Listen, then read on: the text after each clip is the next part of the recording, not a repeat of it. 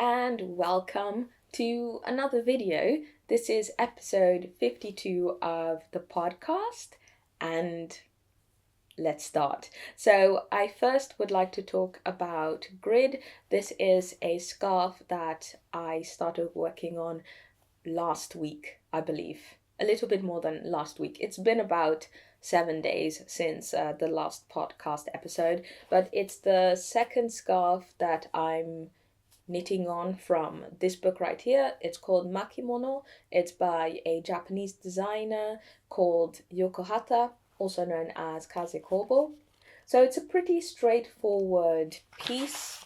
It's mostly flat stockinette stitch, but it has, as you can see here, loads of colors, and there is a garter stitch border as well at the bottom and at the sides, and there's intarsia as well. As for yarn, I'm not using the recommended one or the one used for the sample because it's from Japan and it's not very accessible here in the Netherlands. I believe it's from Richmore Excellent Count Mohair Count 10. That's the yarn, and it's very thin 100% alpaca lace. It's 500 meters per 50 grams, so very, very thin.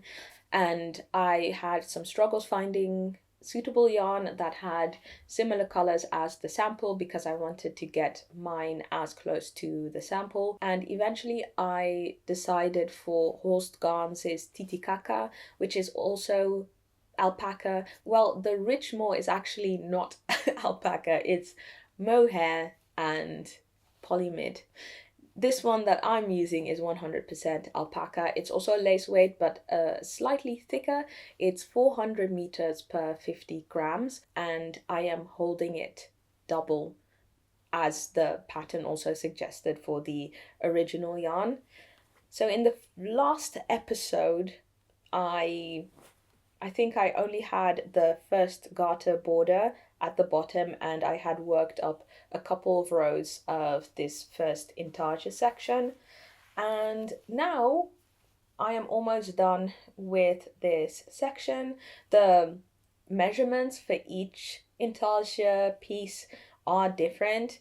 So for instance, you have a piece that is 22 centimeters long and one that's 25, 28. So there's also some play in that, which I think is also very cool in terms of the intarsia line that also shifts per section. And yeah, there's not really all that much to say about this pattern. I am using 3.25 millimeter needles. It's just a very relaxing, don't really have to think all that much type of pattern. So I have it on my desk, and sometimes I'll just grab it, knit a couple of rows, and then put it back. It does tangle a bit because that's I think the only thing that is fiddly. I have 4 balls, and I think in hindsight I should have just rolled these two up together. So I might do that for the future sections. I think that might actually help me a lot because I have actually spent quite some time trying to untangle these balls. But so far, so good. Is there anything I would want to say? Oh yeah, modifications. Not that much. Basically, I first knit up a swatch, and I did that with one thread because I didn't read the pattern correctly. I actually didn't read the instructions. I just usually read the diagrams, but sometimes, most of the time, I kind of forget to read the notes that are on the side as well. So, some explanation. Japanese patterns usually come in the shape of a diagram, so everything is just charted. It doesn't matter if it's color work or cabling. Even if it's just plain stockinette, you'll get a chart, and around the chart there are different types of notes. There's also information on how to decrease or increase, etc., etc. And then on the side there will be about maybe 7 or 6 lines about things that you should know with regards to the pattern, and I just didn't read that for some reason. But when I started working on it, I saw that I actually did have to hold the two strands together, and so I didn't knit up another swatch. I just kind of figured that the size wouldn't really matter all that much. So I ended up just picking a needle size that was closest to the recommended one, which was 3.3 millimeters, and then I took off a couple of stitches, and it's fine. I recalculated the, how would I say this, verhoudingen, the ratios for the intages so that it wouldn't look skewed too much to the right or the left. So not that many interesting modifications. But yeah, this is just going to be a project that I'm just going to be working on slowly as we head towards the end of the year. So that's that. Oh wait, maybe the colors. So I have three colors so far. The bottom one is mahogany, that has the code 38. The blue is called Passion, code 22, and then the green is called Amazon, and it has the color, the code 11. And after this, I start with some yellow, a yellow garter border, and the name of that one is Clementine.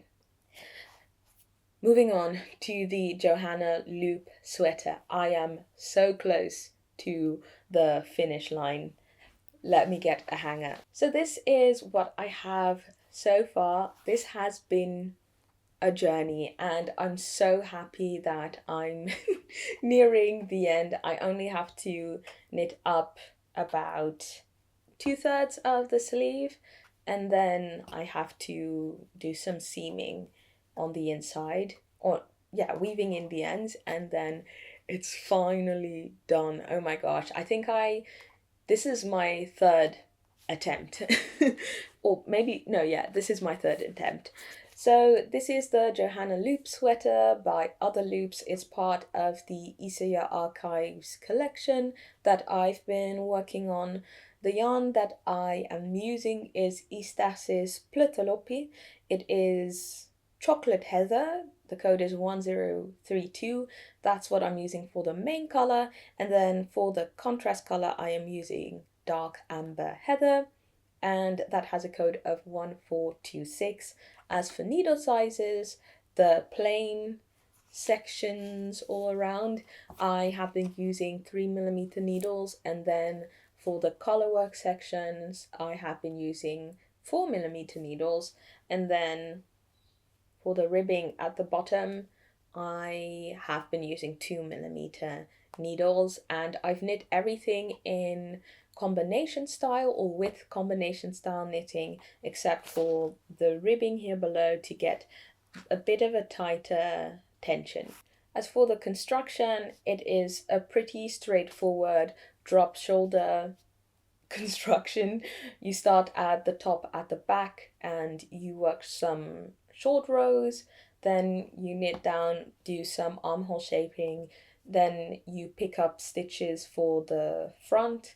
And the top was originally seamless here at the shoulder, but I chose for a long tail cast on and then picked up stitches so that there would be more stability at the shoulders.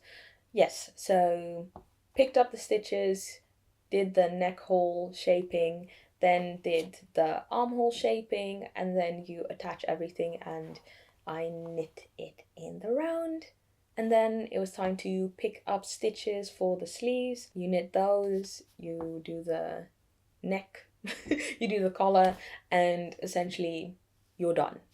So I made quite a couple of modifications.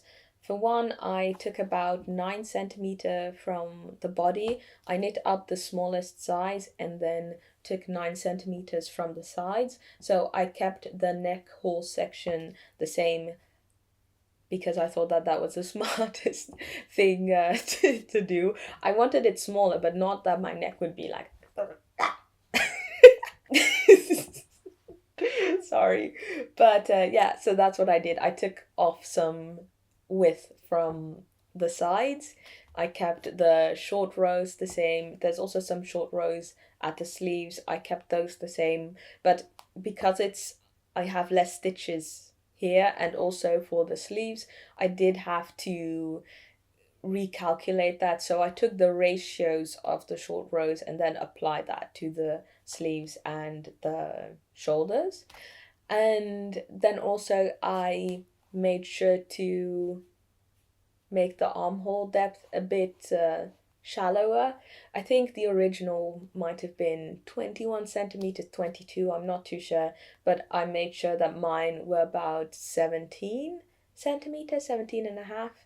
And so that's why I also had to choose another, how would I say this? Yeah, I had to pick up a different amount of stitches around the sleeves, and that was a bit of an issue in the last episode because I took a ratio of 4 to 5. So every 5 rows you pick up 4 stitches and then pick up all the stitches that you cast off here. And essentially what happened was that the sleeve was just slightly a bit too big for the armhole. There was very slight puckering and I did not like that. So that's the sleeves. Sleeves are just something that I need more experience with, picking up sleeves and getting a nice good ratio. I had actually an issue with this first shirt that I made around Christmas time last year. This is a self drafted thing that I made, and I had so many issues with the sleeves. I think I had to knit them up maybe, I think four times. I had to redo that. I had to redo a lot of things here, but that's besides the the point at this moment. It's just something that I need to work on, and I went to YouTube and I looked up a video from Roxanne Richardson that I had seen previously, and I got reminded that usually the ratio that you pick up with is anywhere between 2 to 3 and 3 to 4. And since my gauge was quite squarish, so to say, I mean, usually the when we talk about gauge, when you look at most swatches, the rows and the stitches and the rows have a ratio of 2 to 3 roughly, but mine actually have more of a 2 to, what is it, 2 to huh, but mine had more of a 2 to 2.2, 2.3. I'm not too sure. My gauge with color work is 20 stitches to 21 rows. So that's actually 1 to 1 almost. And with color work, it's 20 stitches per 23 rows. So yeah, lower than 2 to 3. And I thought, okay, maybe it might be better to just do a ratio of 4 to 5, but I was incorrect. I'm not too sure why that was the case, but I did a ratio of 3 to 4, and I first knit up a sleeve that was 4 to 5, and it was puckering a bit. Then I thought, okay, I just need to put this on hold, go to the other sleeve, then use a ratio of 3 to 4, see how that looks, and then continue on with the other sleeve. So I did that, and as you can see, it looks quite nice. I don't really see any puckering, puffing, puff sleeve esque shenanigans going on, and yeah, this is just yeah, I think this looks quite nice. So I unraveled the sleeve, and I'm just knitting it up as the right one right here. Actually, this is something that I think I could finish rather quickly, or could have done rather quickly this week, in the latter part of the week, but I was consumed by another project which I'll talk about later. In any case, I did take the liberty to start working on the top. Yeah, at the the I went and did the collar. So this is something I am struggling with a bit when it comes to casting off with unspun yarn. Did I did I even I didn't even give the more information about Plötulopi. It's 100% unspun Icelandic yarn, and it has a yardage of 150 meters per 50 grams. My apologies, but yes, I was working on the collar and I have been having some issues with casting off. So the thing is that since it's so fragile, a long tail cast on doesn't really work all that well with the yarn, and so I had to look for different options, and so I ended up trying different ratios of the regular knit cast off and the very stretchy bind off. It's actually in the book that I have about bind offs and cast on techniques. And yeah, it's called very stretchy bind off. So I don't know what I didn't know that that was the name, but yes, it's also in a video of very pink knits. I'll leave that in the description box below. But in the previous piece that I worked on using Plötulopi, I used a ratio of 1 to 1. So one knit cast off, then one stretchy bind off. And yes, there is some stretch to it, but it does get a bit hard at times to put my head through. So I figured, okay, maybe 1 to 1 isn't the way to go. And so with this collar, actually, I did a ratio of 2 to 1. So 2 stretchy bind offs and 1 knit bind off. And that seemed to get it very, very stretchy. The only thing is that there was still some looseness at the collar. So I ended up just weaving some elastic through. So what I do with elastic thread, it's very thin and I will fold it twice. So I'll have 4 strands of elastic. And what I'll do is that I will put it through the knit stitches. Oh, you can't really see it, but I'll put it through the knit stitches here for about 4, so I'm covering 8 stitches, and then I will sew a knot into that, and then I move on to the next section. And I do this because if one section would happen to snap, if the elastic breaks, then the entire collar doesn't immediately cave in. There will be other sections that will still have the elastic. So that's kind of the reasoning as to why I secured it like that. And the collar, honestly, is looking quite crisp. Obviously, it's not a tubular or Italian bind off, so it doesn't have that effect of the ribbing starting from nothing, but it's still very clean in my opinion. I like the style. I'm happy with it. So yeah, this is the sole sleeve that I have. This is, I think, one of my favorite details of this sweater. I like how the sleeve is very plain, which gives it a very clean look, because there's so much going on surrounding the body. It's still very nice to see that detailing from the body still appear on the sleeve, and I think it's a very neat detail. So this is definitely something that I'll be trying to finish either today or tomorrow, and I can then stripe off another IKEA Archives collection piece from my list. I think in total then I'll have 1, 2, 3, 4, 5. I will have 5, I think, done. So I'll have about 8 left to go. And I already have, well, I've already spoken about it. I've also shown swatches for the other projects, so you'll see that in the future. I think that's everything for the Johanne Loop sweater. Then, moving on, I'd like to talk about the Dale of Norway Norwegian ski team sweater situation. I think Yes, I did mention this in the previous podcast episode that I've been trying to work up all these sweaters, not all of them, but a couple, try and redesign them. So the first one that I'm working on is the Oberstdorf 1987 World Ski Championship sweater. The original was this black and white drop shoulder all over colorwork. It had a bear and it had these diamond motifs on the body, and then it also had some colorwork motifs at the top and at the bottom.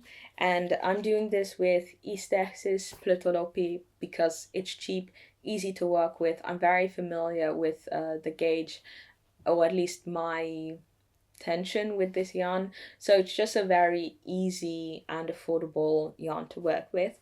The colors that I've been using are brown heather 850009 and oatmeal heather 851030. Yes, so I am using this as the main color and this as the contrast color.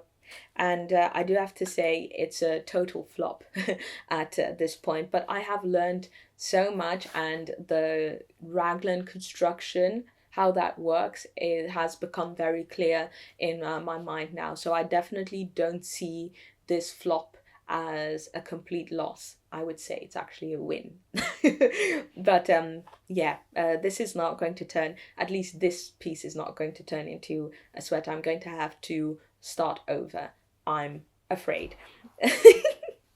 Okay, so what I wanted to do was I wanted to take the diamond color work section and make that kind of the main colorwork motif of the sweater, even more so than it was in the original. So this was an all over colorwork raglan construction, and so I had to be quite strategic when it came to the short rows in order to raise the back or lower the front neck so that I wouldn't get choked by this piece. And so I ended up deciding to go top down, and then at the start gradually cast on more stitches so that there would be about maybe, yeah, like 4 centimeters or something like that extra height at the back.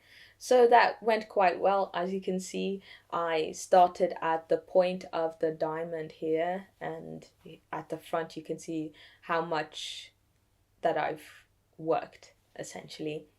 And that was all dandy, it was all fine. So for the construction, I used this book, and someone did ask in the last episode that went up, I think episode 49, for the link to this book. I usually put it in all of my videos, but I somehow forgot. Even if the language of the book that I'm using is not English, I will put it in the description if I can find it. Sometimes the books that I use are rather old, maybe 40, 50 years old, and there's just not any information on the internet that I can put in my description box. But when I can, I will.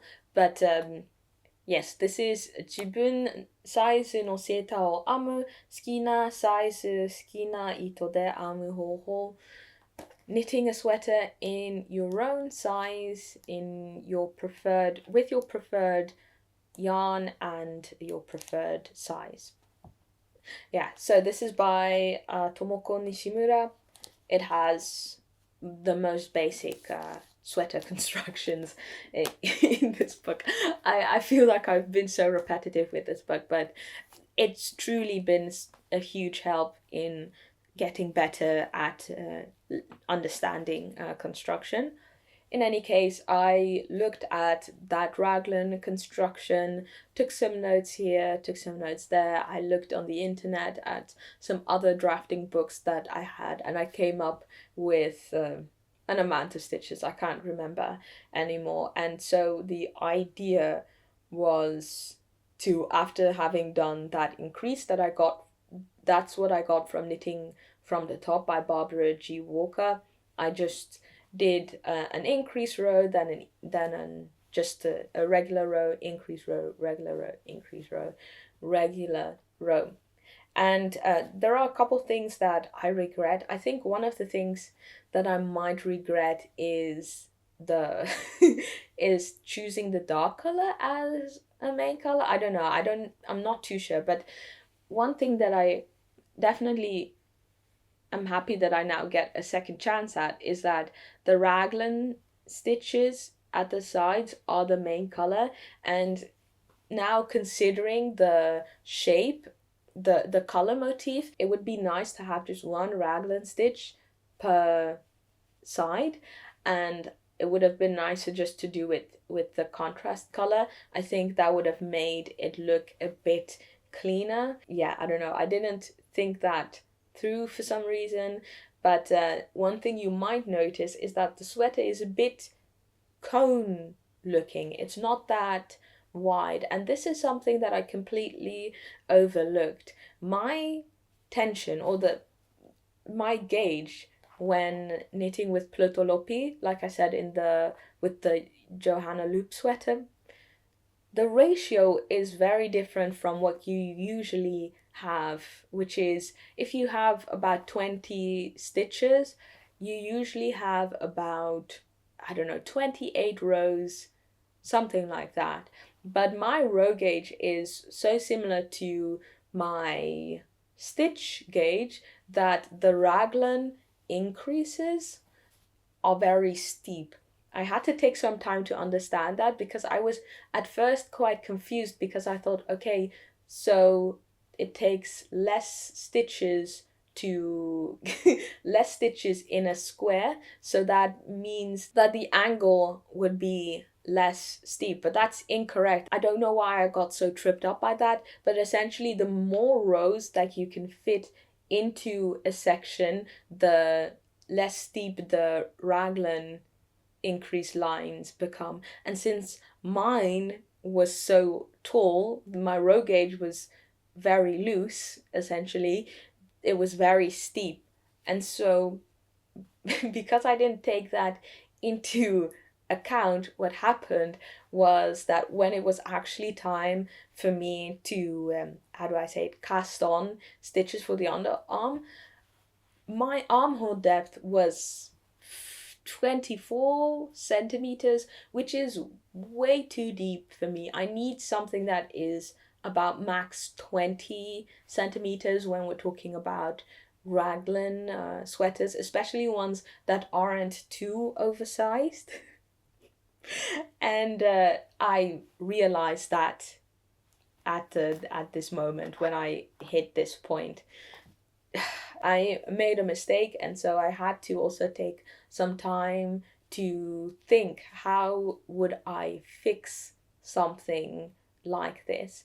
And I think the idea, or what I've come up with essentially, is that I would have had to make more increases at the side. So instead of having a ratio of 1 to 1 in terms of increases, so one increase row, then a regular row, etc., etc., I should have thought of a ratio, an increase ratio, that would have given me more stitches than this this ratio would have. And that's kind of the moment that you come into the realm of I think it's called a compound raglan, where you have more increases at the start, then less, then more. So it kind of goes like this. And I was thinking maybe I can spread those out in a way that I still have those straight raglan increases, because that's something I would like to have in the future with my next attempt, where I actually have the a straight line going here. So that's something that I still need to think about. I might do a ratio of 2 increased rows than a regular row, but I haven't done the calculations yet.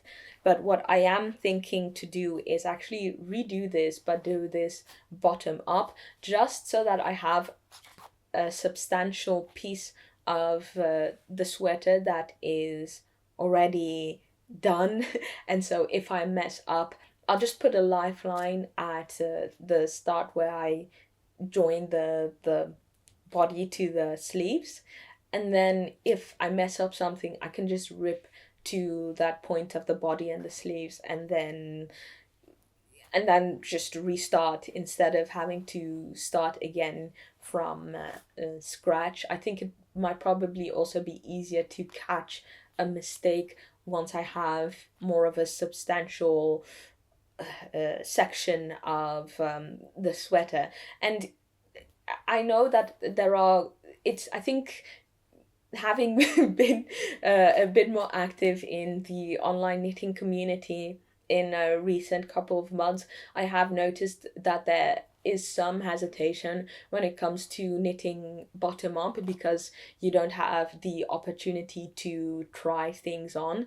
But that is something that I have been trying to work on to get better at.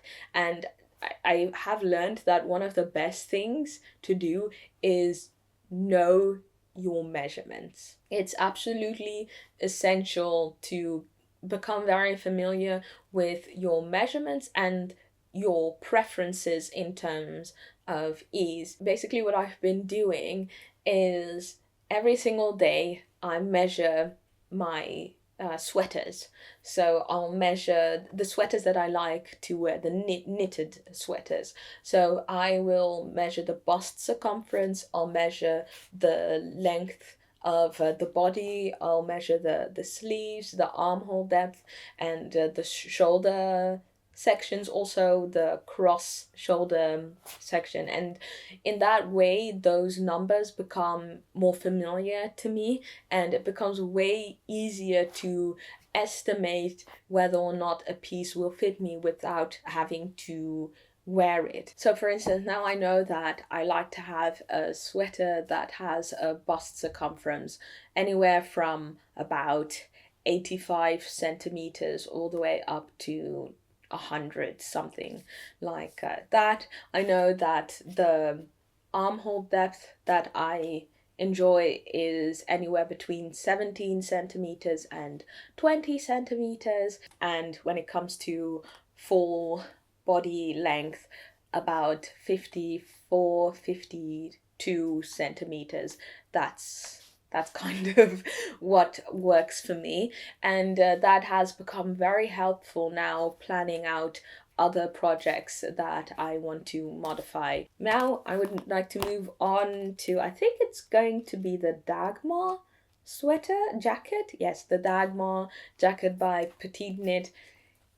3 episodes earlier, I mentioned that I had first wanted to knit up the Esther jacket, but since I had the Esther sweater pattern, I actually don't know. Well, it's a long story. You'll probably know if you've seen previous episodes, but I ended up getting the sweater version of the Esther pattern instead of the jacket due to some yarn issues, and I ended up with a sweater's quantity of yarn and a jacket quantity of yarn for the Esther patterns, and I felt it would be very redundant to, for one, buy the jacket version, and second of all, make the jacket if I am already working on the sweater. And so when I was thinking of, okay, what do I do with 700 grams of Aran weight green yarn? And at that moment, the Dagmar jacket just got released, and I thought, you know what? I actually haven't worked that much with cables. I think this would be a nice project to trying doing that a bit more.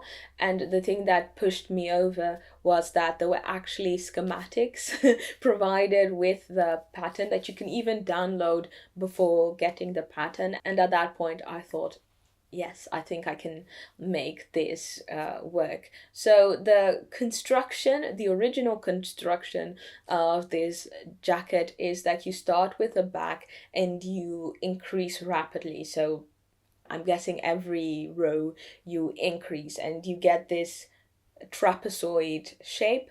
where you work down until you've reached the armhole depth from the pattern. You pick up stitches at the front, and then you do the neck shaping, you do the armhole shaping, and then you attach the front to the back, you knit down, and then you do the sleeves, pick up stitches for the sleeves, and then finally you do the button band and the neck. Now, one thing that I noticed looking at the pictures was that the armhole depth was very deep somewhere here. And that's something that I didn't really want for myself.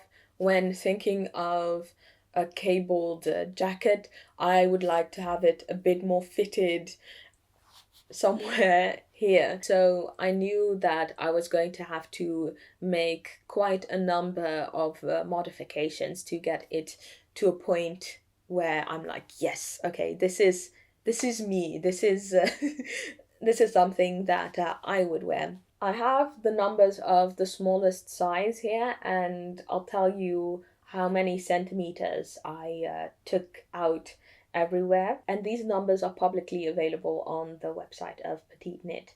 As for the armhole depth, the original was 31 centimeters, and I changed mine to 20 centimeters because for me, a tight armhole, well, not necessarily extremely tight, but something that I find comfortable is 17 centimeters. So I thought if I add about 3 centimeters, that would allow me to wear a sweater underneath it.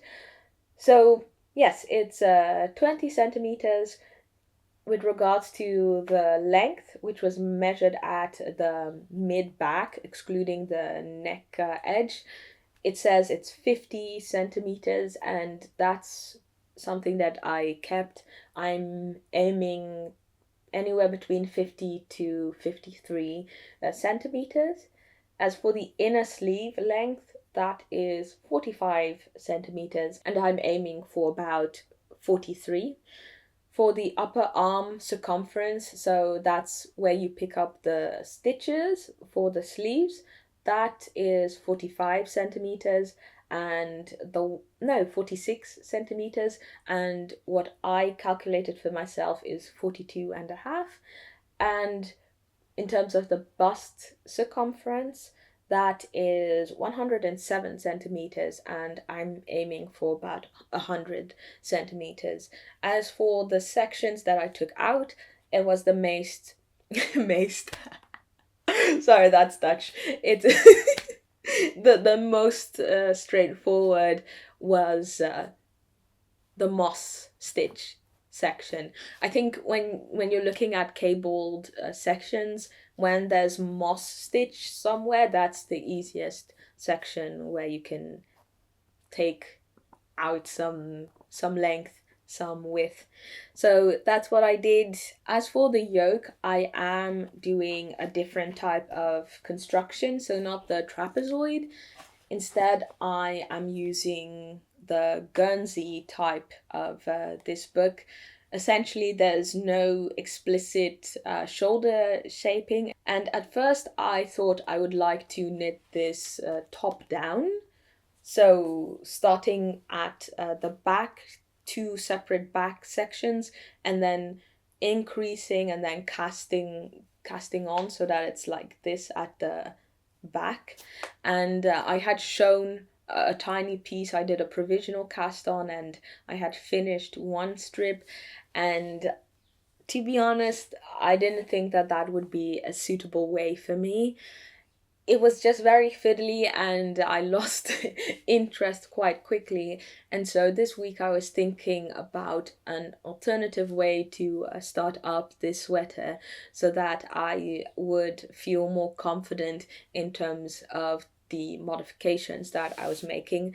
And I ended up just deciding to knit this bottom up. Again, this is one of the reasons why measuring my other clothing pieces has been really essential for me. So what did I do? I have a notebook. I don't think I have it here with me, but I just looked at everything. I made all of the modifications that I wanted to make for the sweater, did all the calculations, and just started casting on essentially. So what I ended up doing, I did a long tail cast on, did 1 by 1 ribbing, increased so that I had the desired amount of stitches, and then I just went straight into cabling for the body.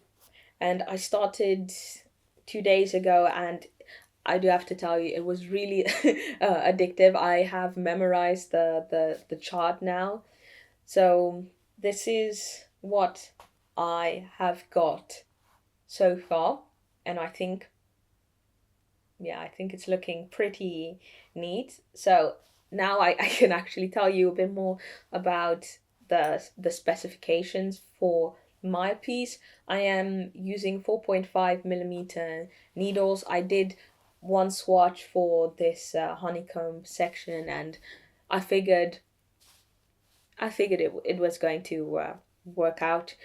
So 4.5 millimeter needles for the body, and I used 4.4 millimeter needles for the ribbing. And the yarn is Järbås Svensk Ull 4 trådar. So it's 100% Swedish wool, 4-ply. Yes, and it's an Aran weight, 135 meters per 50 grams. So that is 67.5 meters per 50 grams. And the color is Pine Tree Green 59108. Yeah, so here you can see all the sections. You have the honeycomb section, the diamond, the moss stitch. Here you have 2 faux cables, and the back. Yeah, it's just very fun to knit, to be honest. I know where I have to stop. It's I'm knitting 20. What am I knitting again? Yes, so I said I wanted I wanted an armhole depth of 20 centimeters, and so I have about 50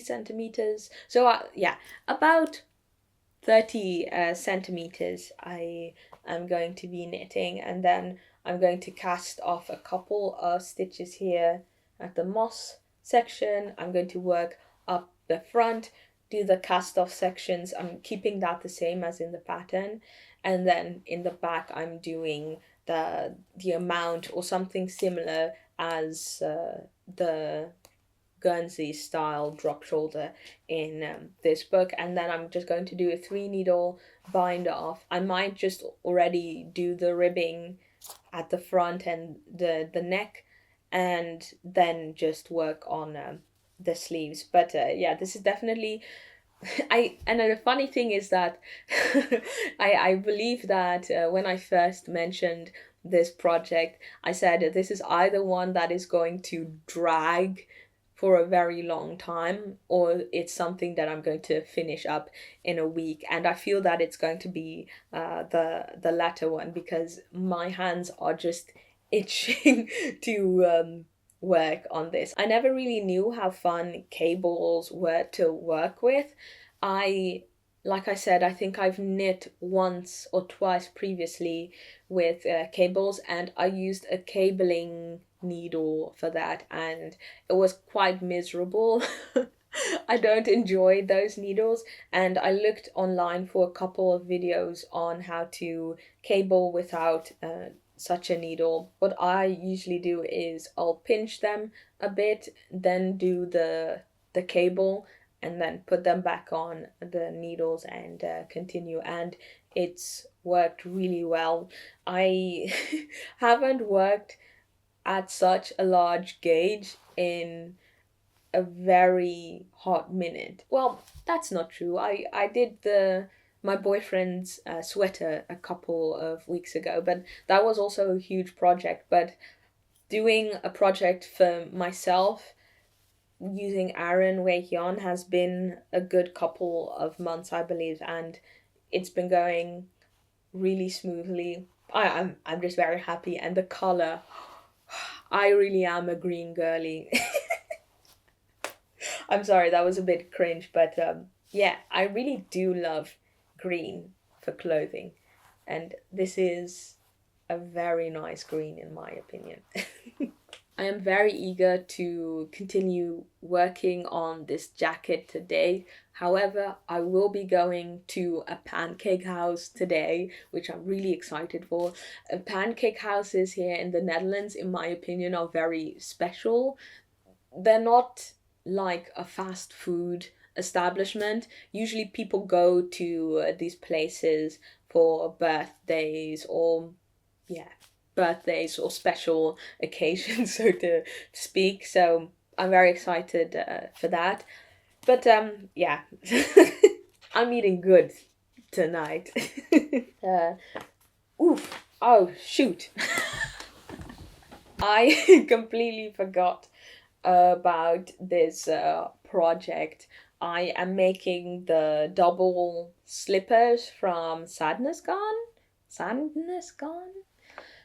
Yeah, um, it's just a pair of felted slippers. It's a free pattern. I'll leave a link to it in the description box below.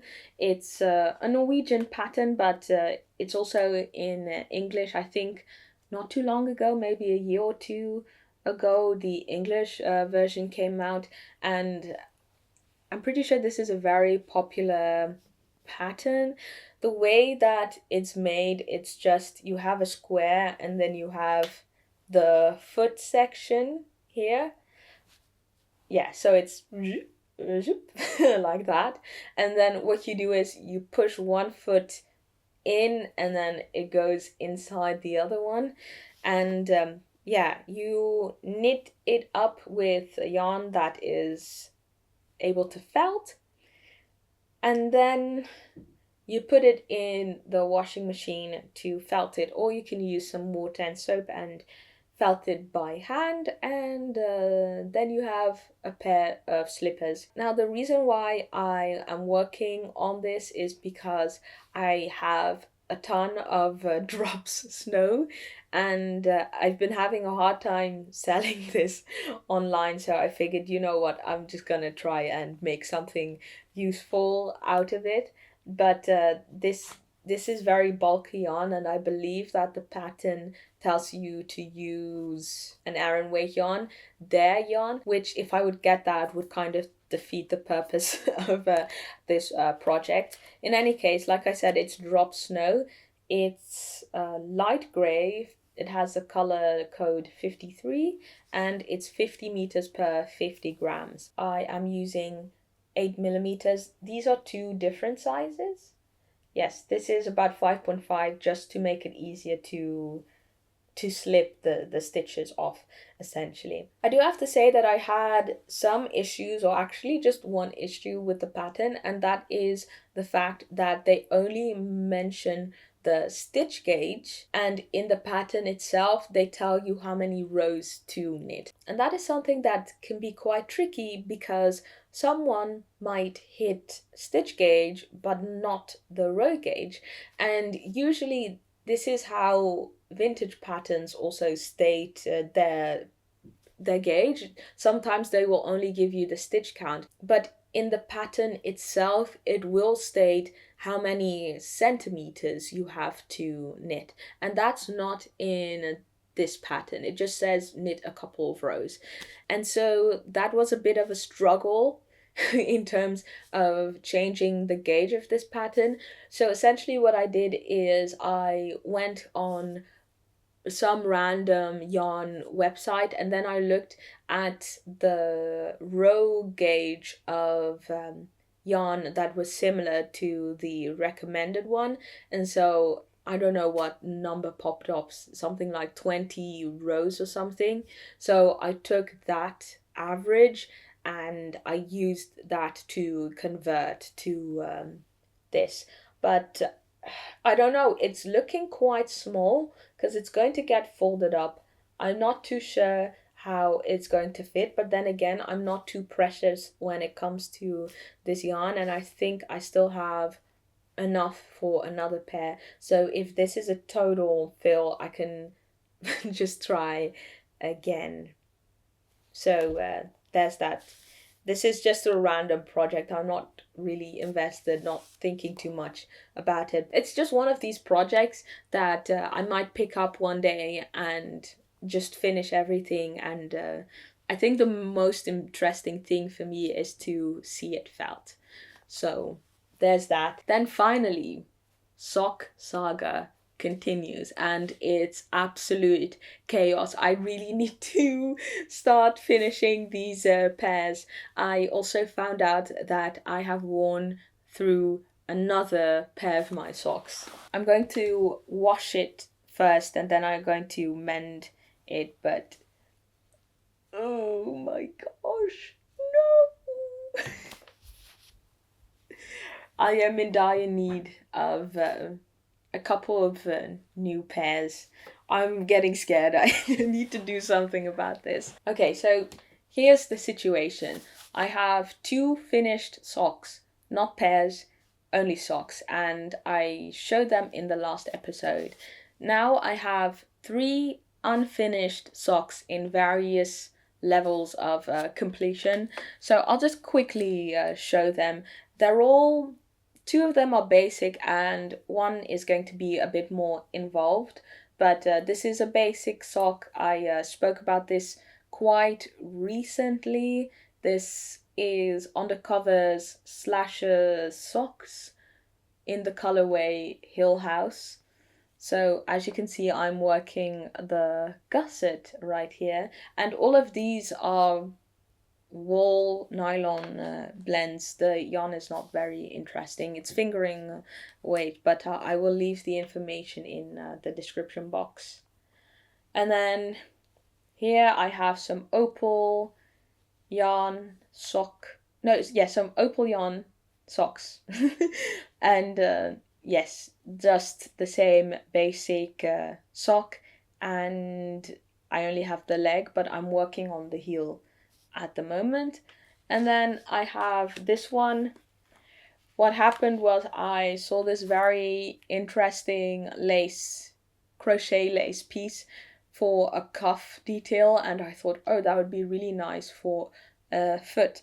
And since I had previously made the one sock from Lana Grossa, model 14 from Meilenweit 7, I thought, you know what, I think I can actually do this. So here I have cast on 50 stitches.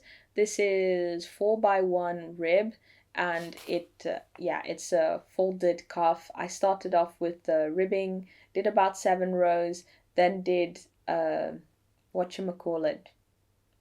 pearl row.